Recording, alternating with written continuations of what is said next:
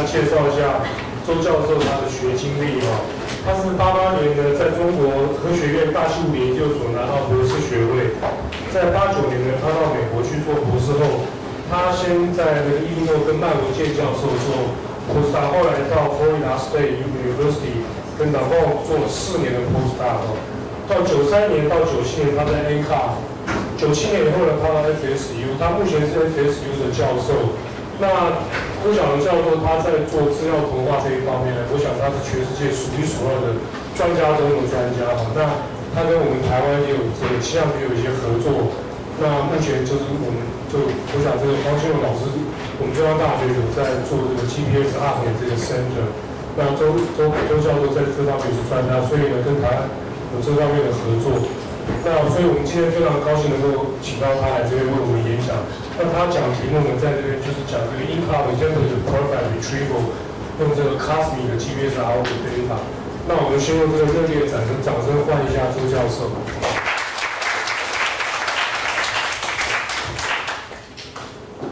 谢谢。我们为了照顾这位客人，我就用英文讲，好吗？好。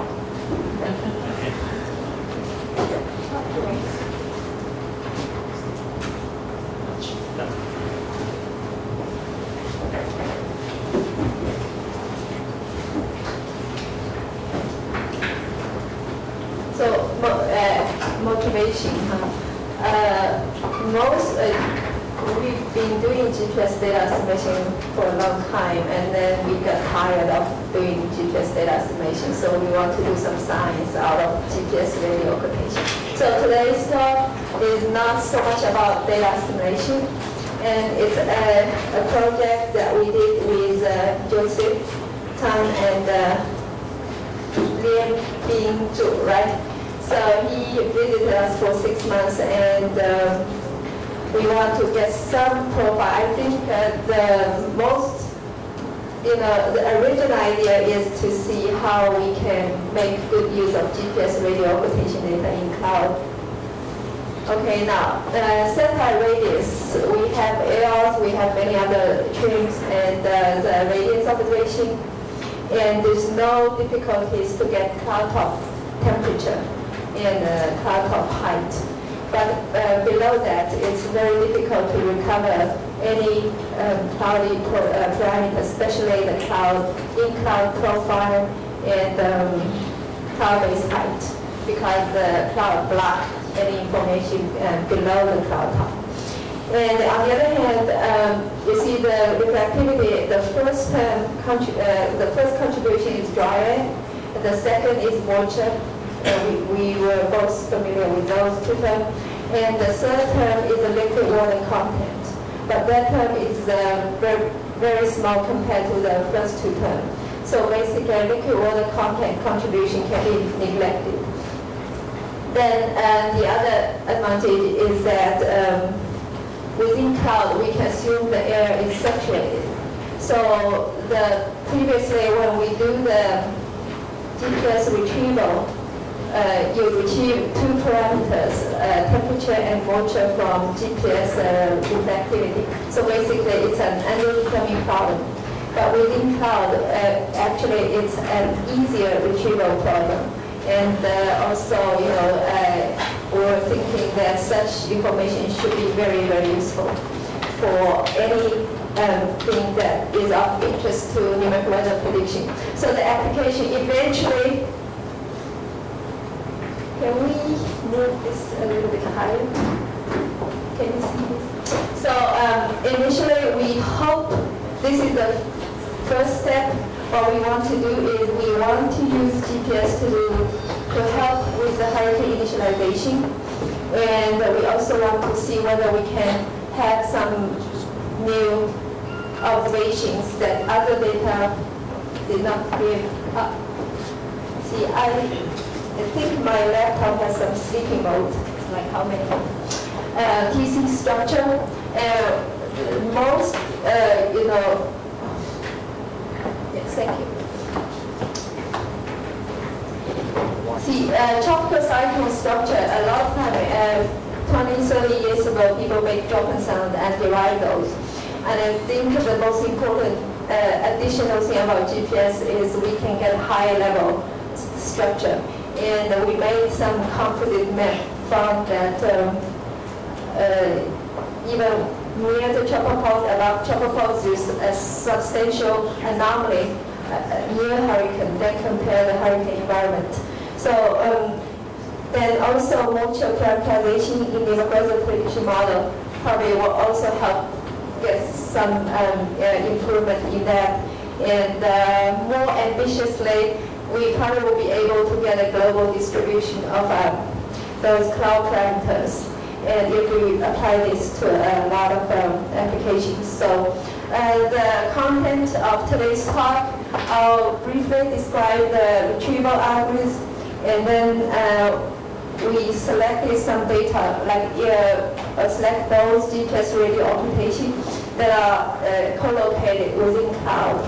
And then I'll show some preliminary numerical results, such as some in-cloud temperature retrieval profile. And then we want to see, the most challenging task in this exercise is determining the cloud-based height. And we made some attempt, and I'll share this with you. And also, since we use the top boundary from satellite about cloud top pressure, we also made some sensitivity study. And I'll summarize the work and talk about continuing work in this direction. Okay, now, most of the people who's been working on GPS are familiar with this so-called dry retrieval. So basically, especially about cloud top, you can do a dry retrieval, meaning that the reflectivity contribution most come from the dry air. So for this one, if we combine it with the equation of state and the hydrostatic equation, that is a well-determined problem. So within cloud, and we have even better condition, we have to include the second term in the reflectivity, but we can assume that the equation of state takes the same form as the dry air if we replace the temperature by the virtual temperature. Now in virtual temperature we have moisture, a specific humidity which is related to temperature if we consider the saturated air. So basically if we substitute this expression back to equation of state, we get a constraint between density and the pressure and temperature. So for this kind of problem, we have three equations, and we know this is a GPS reflectivity. So basically, we have three equations, we have three variables. So it's a well-determined problem. Now, to start with the in-cloud temperature retrieval, we start from the cloud top, then go layer by layer down. So we use the cloud top height based on satellite data, and we first use the MODIS data, and now we are also trying to make use of ARS data. So both data, satellite data provide cloud top temperature and cloud top pressure. So first we determine the cloud top temperature and cloud top pressure based on this criteria. So basically we determine where the in-cloud profile should start with. So the observed reflectivity GPS observation versus the satellite-derived reflectivity if the relative error is less than 0.4%. So once we have the start initial condition for the retrieval, we can go layer down, layer by layer. So what you do is, assuming you have P0, T0, or P1, T1, you can use the hydrostatic equation to derive the density, and then use the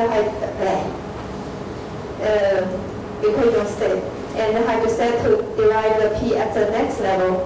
And then we use observed reflectivity and solve this.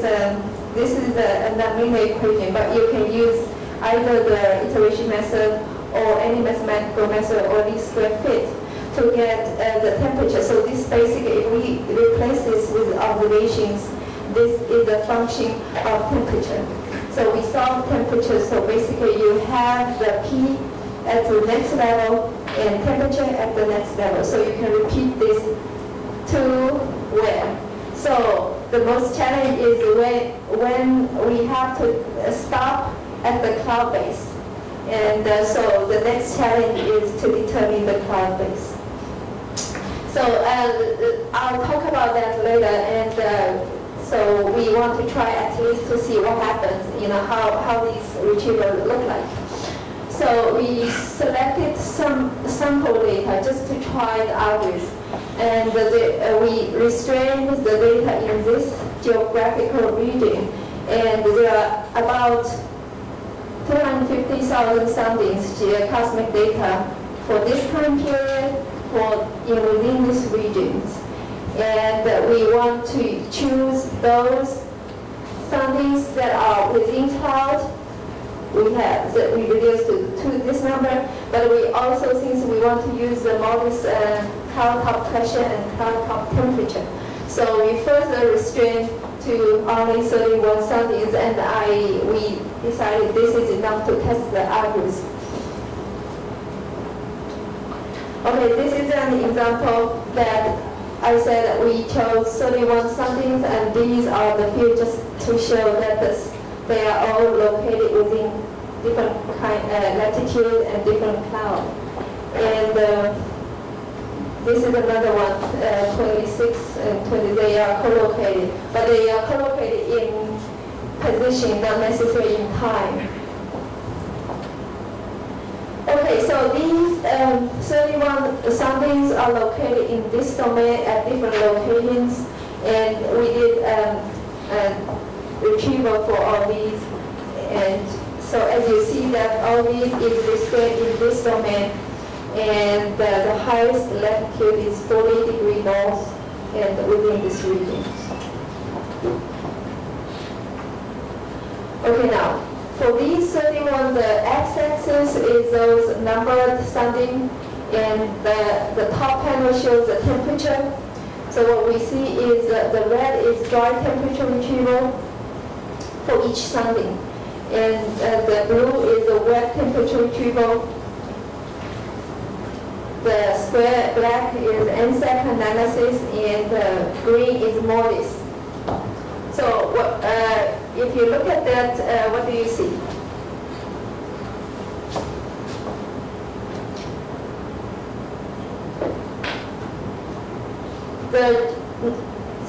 The red, let's see. The NSAP analysis and the wet retrieval are very close for almost all the soundings. There are some discrepancies, but the dry temperature retrieval, GPS dry temperature retrieval at the cloud top had always colder than the wet retrieval and the NSAP analysis. Yes? The modest temperature and the modest temperature is green. It's very close to the. So basically, this is a very comfortable result.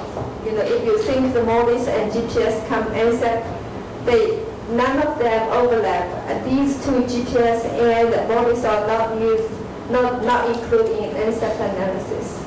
Okay, so they are good and they have some differences. You see, if they match very well, we don't need to do anything. We just use NSAP analysis. But if they are too different, and we got worried. So this is a very comfortable situation now. The bottom line is the the height, the cloud top height corresponding to all these 31 soundings. So basically, because I didn't line up according to the latitude, so you see that.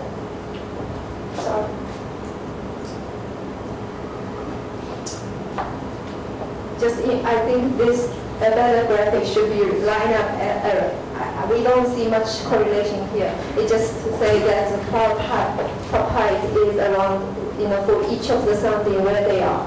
Some are low, some are high. Next, I'll show some of the results in first the in-cloud temperature profile, and then I'll see how can we determine the cloud base now. If I haven't shown you the result, can you guess? So if I done what I described, the temperature retrieval within cloud, like below the cloud top, and I got the temperature profile. Do you think this temperature profile will be different from NSEP analysis? Yes. And can you give a guess what kind of difference will you see? From the physical reasons or other things? Like the in-cloud GPS temperature retrieval will be warmer than NSEP analysis or colder? Give me a guess, student.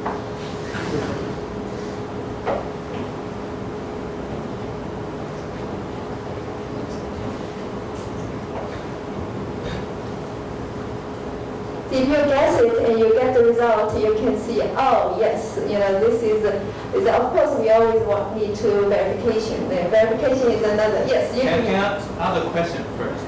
In your previous retrieval cloud top values, you showed the dry retrieval and the wet retrieval, right? So those are the cloud top temperature. And no, it's not. Which slide? The next one. So the dry retrieval is from your retrieval without the moisture contribution, is that right?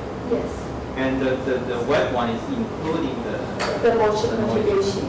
So the wet retrieval is closer to the NSEP, much closer, right?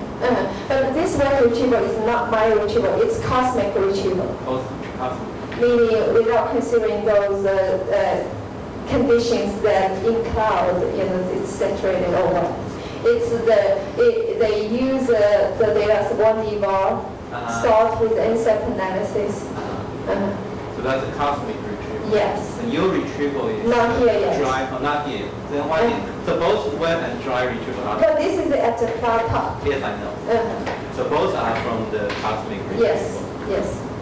I just want to clarify the situation for the student. Yes. Yes. So this is the initial condition for my in-cloud profile. But when I do it, I don't use the cosmic retrieval. I use the satellite data, body state. Well, excuse me, this red circle, the temperature, the dry temperature. What? Okay. Dry temperature. Dry temperature. Dry. Dry. Oh, dry temperature. Is your retrieval? No, we did the retrieval. We compare with the cosmic. That's it. This is cosmic. Yes. You can think both. Yes. When you do dry retrieval, you should get the same temperature. Yeah. I mean, dry retrieval is too straightforward to make any mistakes. Okay, now this is the profile. So the red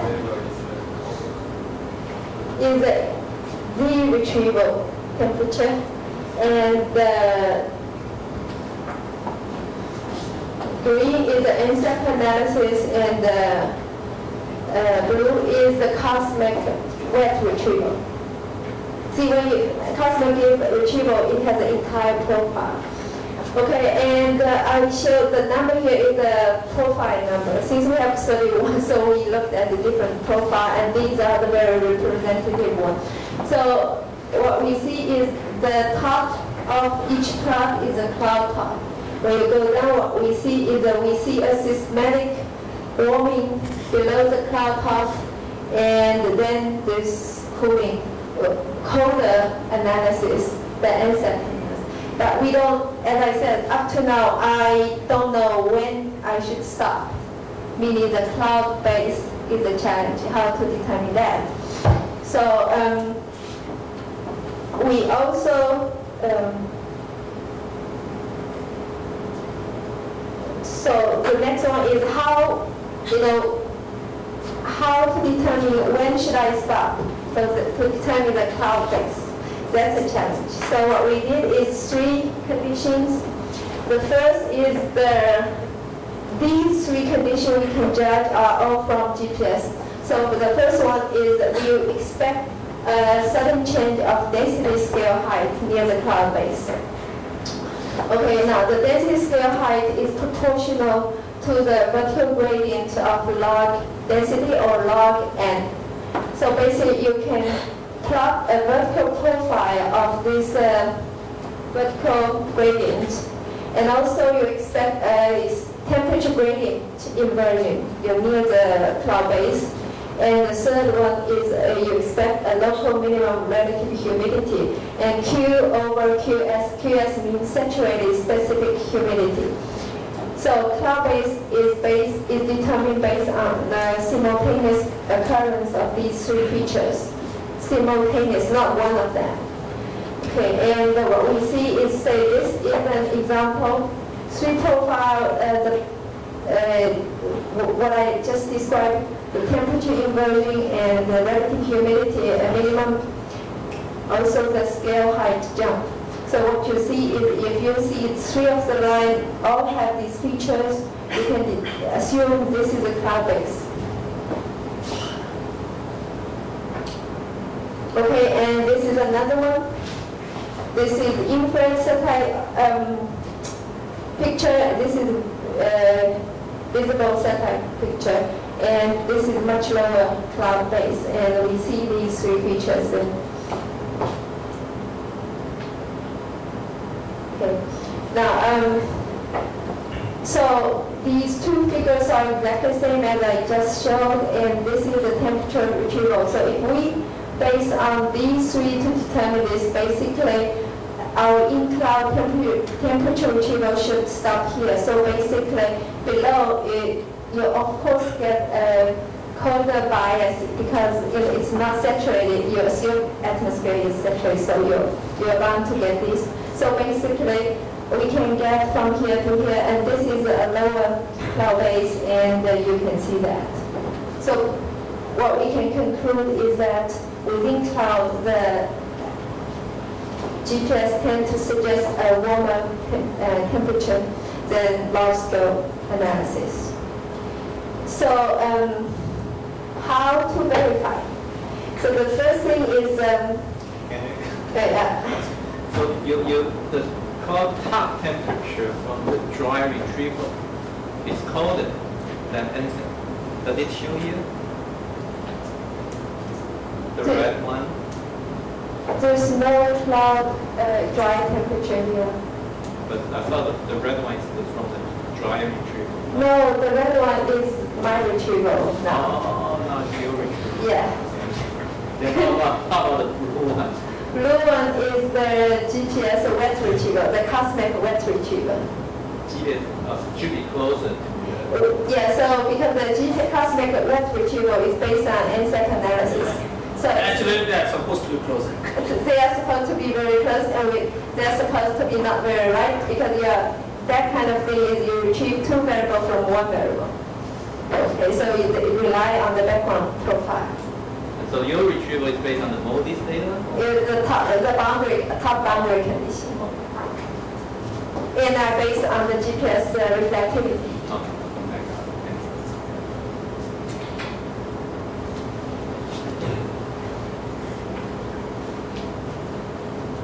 Okay, so as an indirect verification, as I said, it's very hard to find a co-located Jochen sum.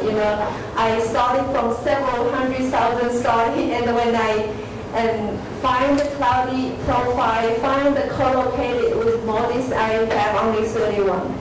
So as an independent, separate suggestion, I had another graduate student to look at those Jochen sums that was made within Hurricane. So we looked at different things, and we see the same feature. And I'm showing only two examples here. And so this is Hurricane Rita, 2005, and you can see that NSEP profile is red, and Jochen sum data shows this. Okay, and even though they are not at the same location, I'm just talking about the tendency of that. And we see a lot of Jochen sum suggesting the similar kind of thing for the NSEP analysis. So the other thing is the multi-layer cloud. Sometimes in the vertical direction you may have not just one layer of cloud, but how to determine the multi-layer is another challenge. And we did see some profiles suggesting that. Okay, now, this is, let me explain this. This plot has a lot of information here. The black dot is the cloud top, and the black circle is the cloud base. Okay, so basically, if you look at the black and the two black, one is solid dot and one is circle, that's basically where the cloud is identified. And the red here indicates where the maximum difference occurs, like the maximum difference between NSEP analysis and the in-cloud temperature retrieval. So they should be between them, okay? And we can ignore the green because green is just the height, the thickness of cloud. So basically it's this height minus this height, so it's redundant, so you don't have to see that. And then we see that the blue, yes, this is the maximum difference. And so here we can see that the cloud base temperature is blue, and the maximum difference between in-cloud profile retrieval and NSEP temperature retrieval height is above the cloud base. So basically, this tells you how much difference you see. It's about 3 to 8 degree difference.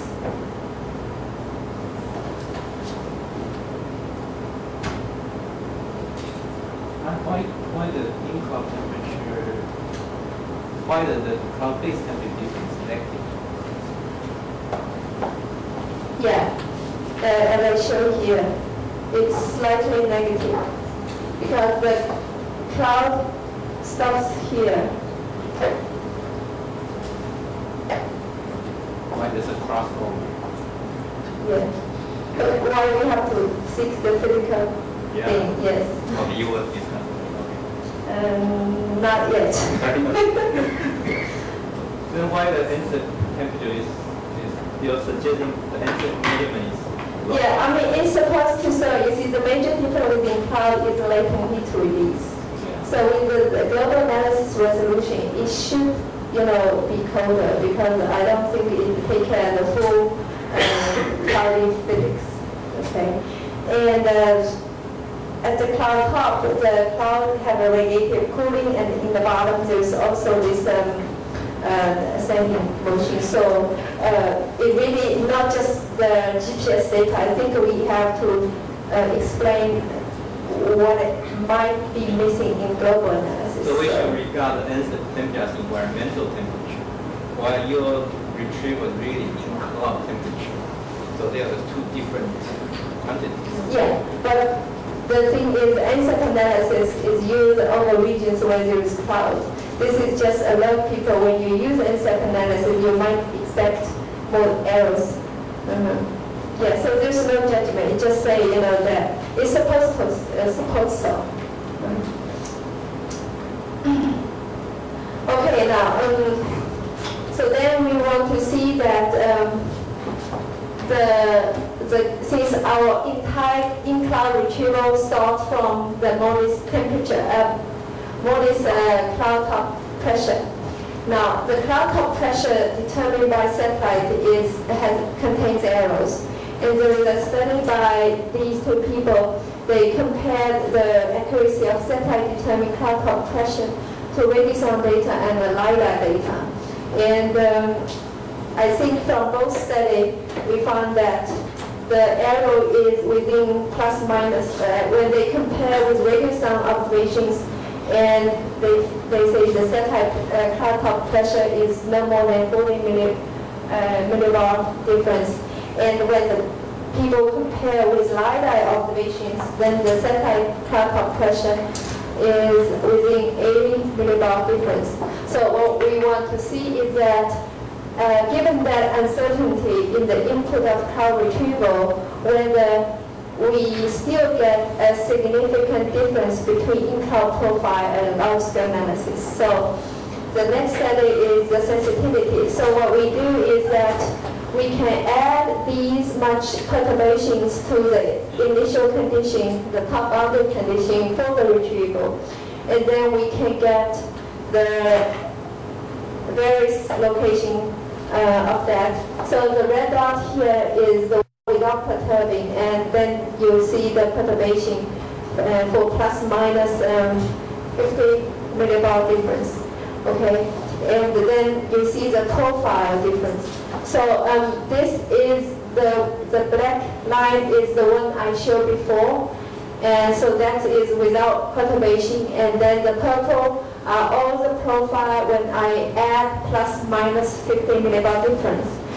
And you can see that add or minus, you don't necessarily get the homogeneous because the reflectivity is a nonlinear function of temperature and pressure.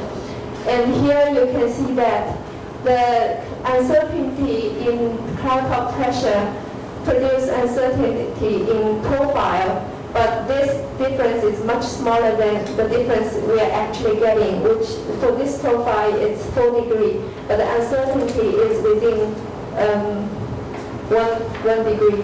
So basically that, if there are certain errors in the cloud top pressure, we still get significant difference quantitatively. This is another something that we show similar kind of thing here.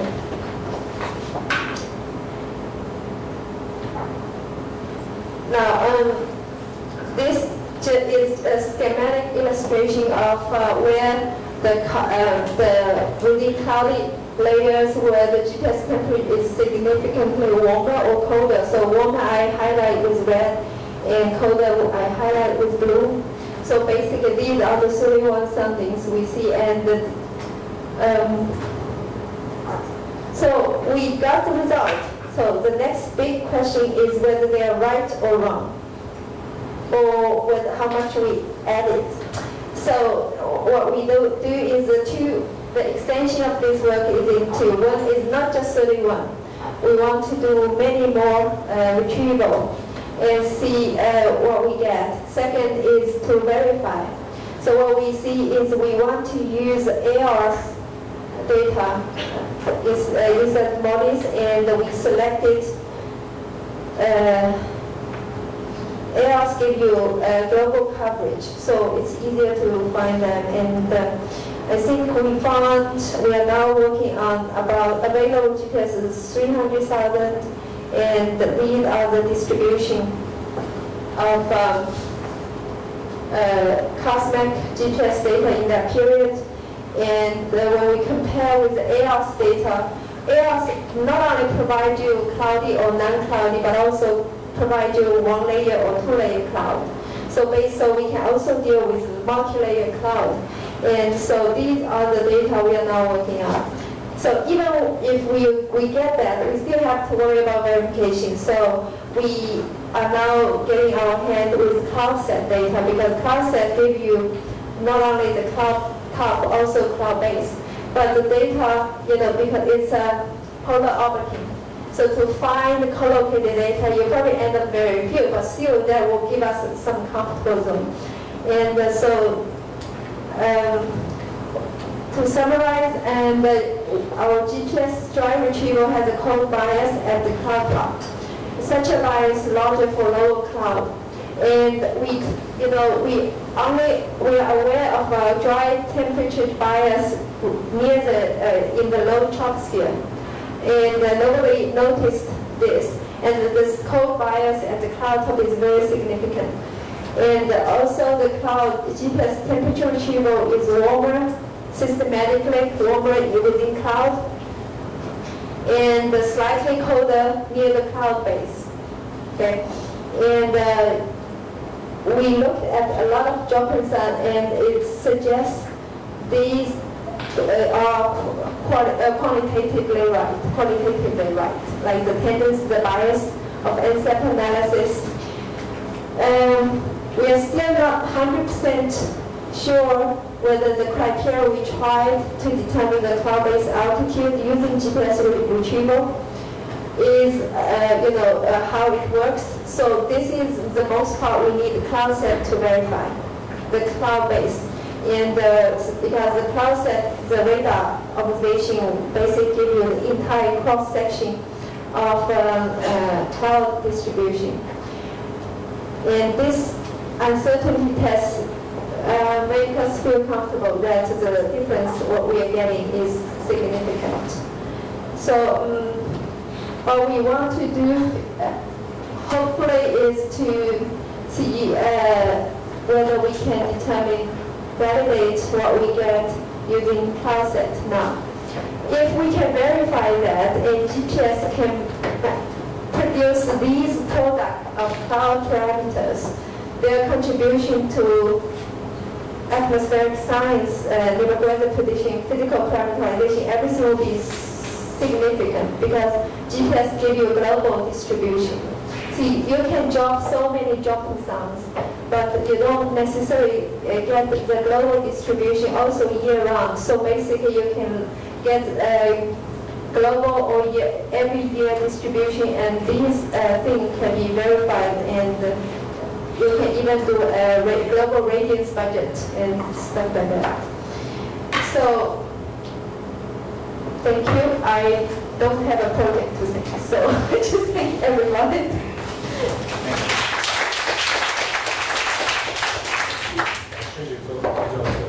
Yeah, I have a comment and a question. It's incredible that you are trying to apply cosmic GPS hour data to provide the global distribution of cloud parameters. The cloud base height you are trying to get from CloudSat, as you said, the probability or the chances are very less to get simultaneous or co-locate observations.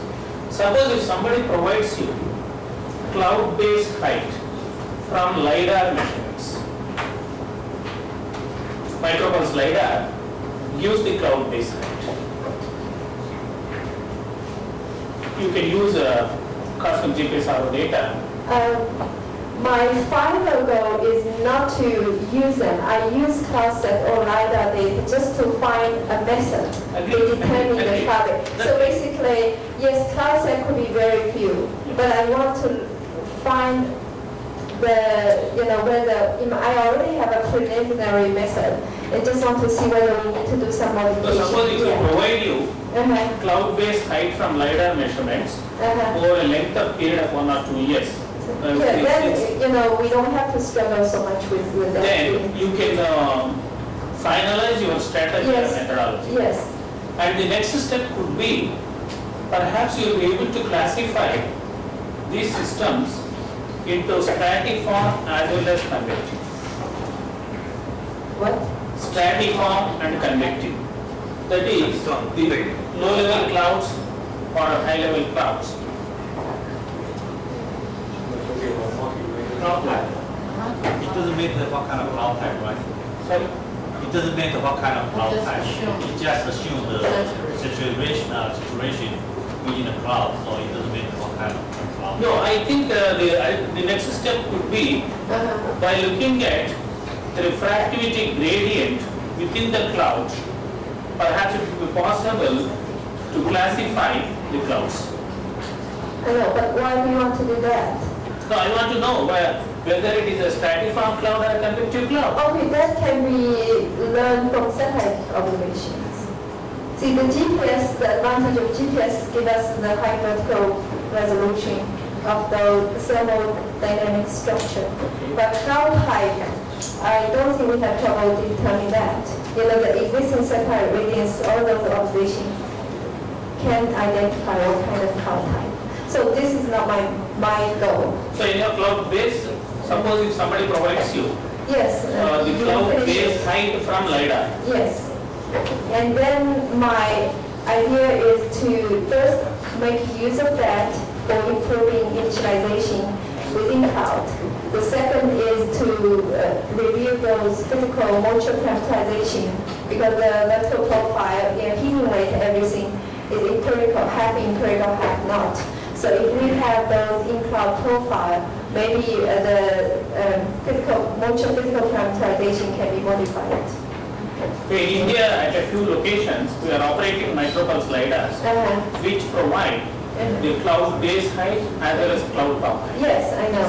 The same thing with CloudSat. So basically, it's easier to say than to get the actual data to verify. You know, we don't mind which observation as far as it can provide. And we use both CloudSat as well as lidar measurements to finalize your strategy and methodology. Yeah. Thank you.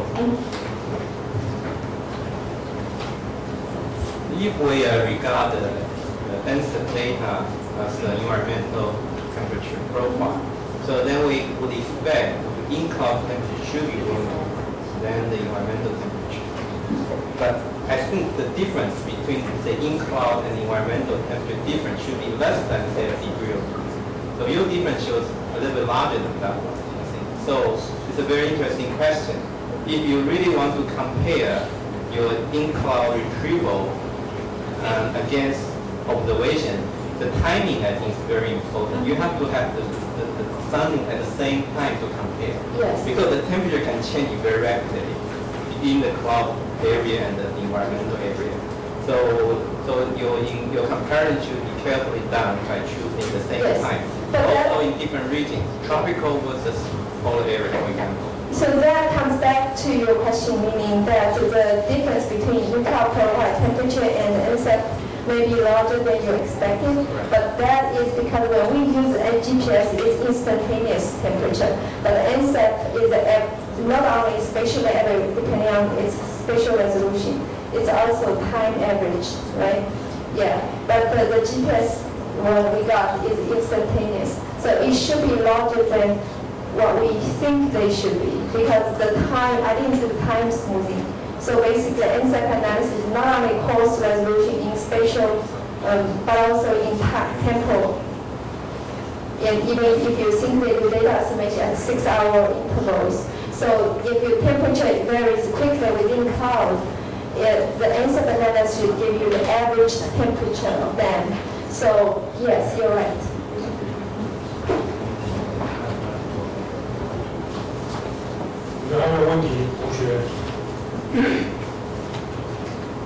Any question from students? In your method, you have used the hydrostatic equation. But inside the cloud, if the convection is very strong, is this assumption valid? Okay.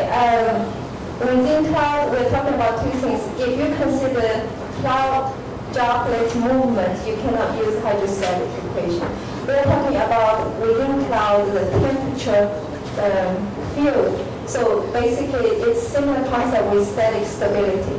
Meaning, we still consider static stability, buoyancy, everything, but the temperature we're talking about still satisfy the hydrostatic constraint.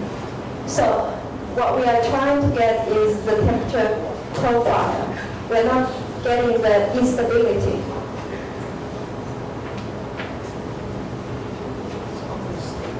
Agree? Microphysics. Yes. I have two questions. This is a very interesting talk. Thank you very much. I would like to ask, what is called the in-cloud temperature? What is your definition for the in-cloud temperature profile? And the second is, how does the notice determine the cloud type? The second question is the question for the people doing Xiaolei, but it's basically determined from radiance, the brightness temperature first, and then you determine the cloud top pressure. So we didn't derive those kind. We used the output. Yeah. And for the first question, in cloud temperature retrieval, the retrieval we applied assumed saturation temperature. So basically, those are profiled within cloud. So all you can say is saturated temperature retrieval. I don't know which one is better. Yeah. or maybe we can change it to saturated temperature profile, which is I haven't wrote any paper yet, so we can discuss that. See, I have to find the good validation before I dare to let public know, right? So among the 30 point something you picked, are all those fundings in the cloud? Yeah, they are all within cloud, also not on the cloud edge, because GPS has the special, yes. Safe. Yeah. But this is new. The algorithm-wise it's simple, but concept-wise it's very good, and application implication is significant. So I'm scared, so I need to do verification first before do anything about it. Yes.